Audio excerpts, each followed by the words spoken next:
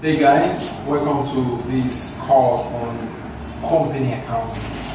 Company accounting is actually an area in financial accounting whose main concentration is on transactions between the company and its shareholder.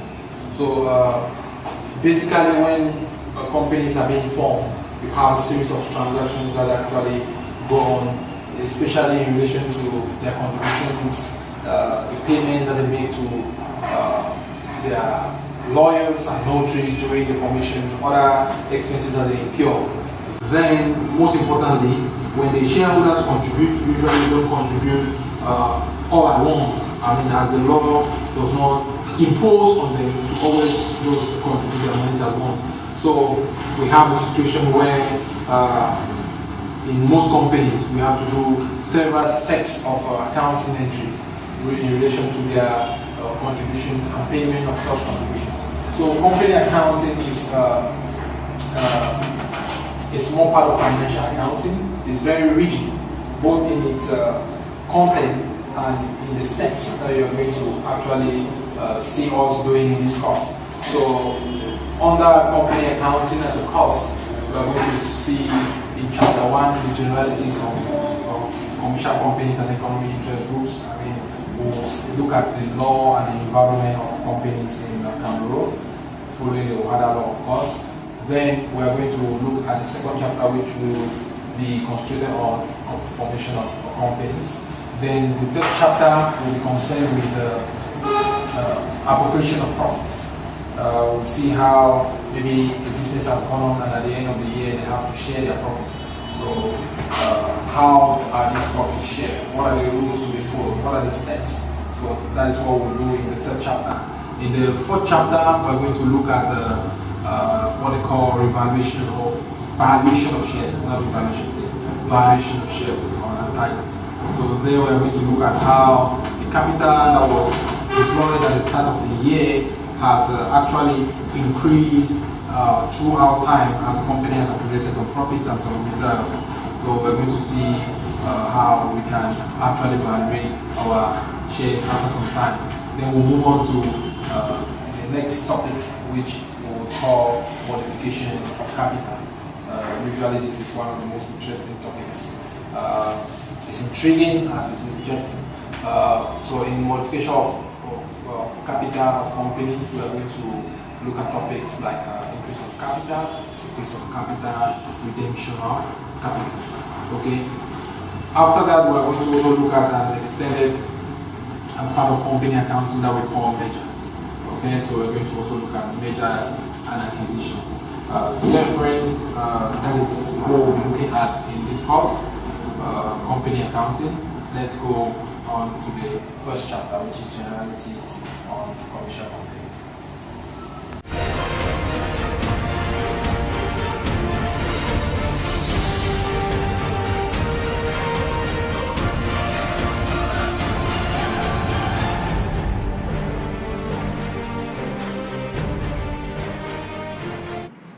Okay, welcome to this very first chapter in company accounting. In this chapter, our emphasis is about having a grasp about what company accounting is all about and some very basic rules set out by the Uniform Act on Commercial Companies and Economic Interest Groups. So this particular rule that we're going to learn here form the basis of this company accounting. So please take this part, very important. So many times people don't really take this part seriously, and when they go ahead they find themselves fumbling in the other parts of company accounting just because they miss out on this one. Okay, so we're going to start with the first thing, and the first thing here is we want to ask ourselves, what is the OHADA Uniform Act on Commercial Companies and Economic Interest Group? So it's important that we know that the Uniform Act on Commercial Companies and Economic Interest Group, that we also at times call the company law, is the text, that is the rule book, okay, that governs the operations related to the formation of companies and the management of those companies up to when the company actually goes out of functioning. We call that dissolution. Okay. So this Uniform Act on Commercial Companies and Economic Interest Group was actually initially adopted in April 1997. However, the Uniform Act was also revised, okay, sometime on the 30th of January 2014 by the OHADA Council of Ministers. So it was published in the Official Gazette on the 4th of February 2014, and it effectively went into force May 5th, 2014. So in this revised Uniform Act, it was clearly stated that all existing companies in the OHADA member states had 2 years to update their articles of associations to comply with this revised law. So apparently, all companies are supposed to, by now, be up to date with this revised law. So they are supposed to have aligned all their laws with this revised law. Okay, so the Uniform Act generally has 4 major parts. Okay, these parts are subdivided into books, which are further subdivided into titles and chapters. So it will interest you to know that you can just go to the OHADA website and you'll be able to freely download this Uniform Act in both English and in French. There is an official French version, then the English version is just a draft. You have an unofficial version, as they call it, in English, which you can find on the OHADA website. Okay, so what is a company? The easiest way for us to understand what the Uniform Act will say about a company is if we just refer to Article 4 of this Uniform Act. And Article 4 defines a company as an association created by 2 or more persons who agree by contract to contribute assets in cash or in kind to carry out an activity for the purpose of sharing the profits or the benefit from the savings that may accrue. So that is to say, you have 2 or more persons who come together and they actually contribute money, okay, or they contribute goods, or they contribute other assets, okay, into an activity for the purpose of sharing the profits that will be generated from this activity. Okay, the Uniform Act goes ahead to say a commercial company shall be formed in the common interest of members, and shareholders and partners must have an intention to collaborate and what we call a mutual agreement. So when they're forming a company, okay, you must have members who have a common interest. Okay, you have people who actually come together and they want to actually contribute their monies, okay, with a common intention of working together through an agreement to actually realize this common goal. So this common intention of collaboration is traditionally designated as what we call affectio societatis, meaning the will to associate. Okay, so again, just like you go into a company as a shareholder planning to make profit, you should also know that if you make a loss, you should also be prepared to share in the losses. Okay, so you see from above that Article 4 says that the company must be formed by, it's an association of 2 or more persons who come together to contribute. Okay, but then Article 5 of this Uniform Act goes ahead to say that an individual, a single person, can create a commercial company on the basis of a written document. Okay, so that is to say, an individual, one person, okay, as long as he can meet the criteria that are outlined by this Uniform Act, they can actually create a company. Okay, and this individual shall be called a sole proprietor. Sole proprietor.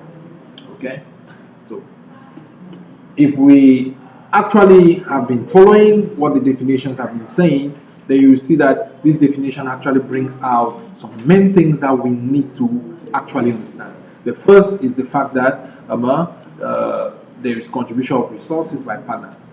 The next is the fact that there is a participation of partners to profits or losses. And the other one is the fact that you need the willingness of partners and shareholders to collaborate. Okay, so detailing looking into the contribution of shareholders and partners, we understand that the contributions refer to what?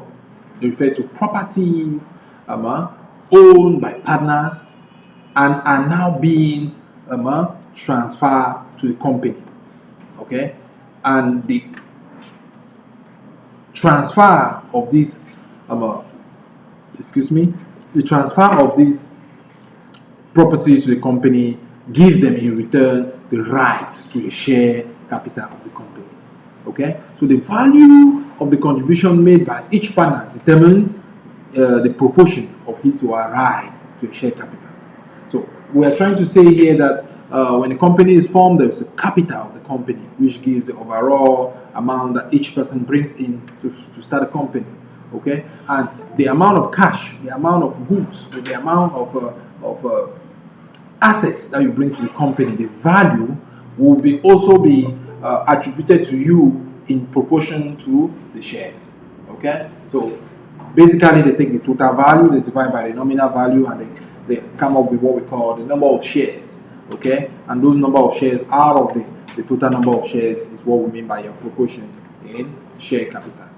Okay, so the Uniform Act goes ahead to say that the following types of contributions are recognized, and these contributions include contributions in cash, which constitute liquid cash. Okay, so you are either giving cash which you already have in your hands, or you are giving cash which is found in the bank. Okay, then you can also contribute in kind. So contribution in kind means you are actually giving a table, you're giving a machine, you're giving a land, you're giving a building that you already have, you're giving your car, and so on. That is what we mean by contributions in kind. Okay. Meanwhile, contribution in industry is a commitment to work for the company, or what they call other expertise skills. It's very common in the fields of medicine or the fields of accountancy, where you have somebody who is skilled or who is a professional accountant, has undergone all the training. Now he comes to a company, and you have investors who come and invest in that company, and the chartered accountant is given a number of shares, not for the fact that he brings money during the formation, but for the fact that he will actually give out his skills, and along the line, that amount that he's going to accrue, okay, from giving out his skills is going to now come up or sum up by the arrangement that are going to make in the form of a contribution, which is considered part of share capital. That's what we mean by contribution in industry. Okay. The next element that we have to understand is the participation of partners to profit and loss. Okay. So the fact is simple. If somebody is getting into business, then the person wants to make profit, certainly. Okay. And somebody coming with money, investing in a business, okay, and at the end you make profit, and you start treating one person unfairly, it's a discouragement. Meaning that you either have some shareholders withdrawing, or you have a situation where there's always disagreement. That is why the Uniform Act considers this very important, and it says that having contributed to the capital of the company, the partners have the right to share profit derived by the firm. So the details on how and who receives what at the end of the year when profit has been made must be clearly stated in the Articles of Association. Okay, and the Uniform Act again specifies that partners or shareholders should not be treated unfairly in regards to profit appropriation. That is to say, you will not have a situation where when there is loss, you want to share equally. When there is a profit, you want to share and give more to some other people. Okay, so they must be fairly treated, all the partners. Next on, we'll look at the willingness of the partners to cooperate, to collaborate. Okay, this element is as important as even the capital and the sharing of profit. Okay, because if you have a set of shareholders in a company, and those shareholders, cannot attend meetings, they cannot participate in different community committees, they cannot give in their ideas, they don't even want to agree when you bring up good ideas, then I tell you that company cannot go ahead. Because if you have somebody who just already too rich and he does not think that he needs more profit, he comes to your business, okay, he wants to be a shareholder, and everything that he does when he comes to meeting is to oppose and oppose and oppose. I don't think that anybody will want to have somebody like that in their company as a shareholder.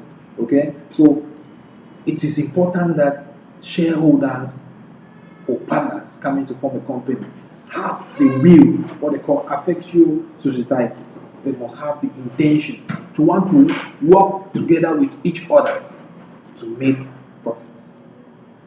Now, it is true that some people have majority of shares, okay, and the basic rule is once you have 51%, you can control everything. You can control the major decisions. You can take decisions on your own. I mean, to a certain extent, because there are some decisions where you need a bigger quota to take them.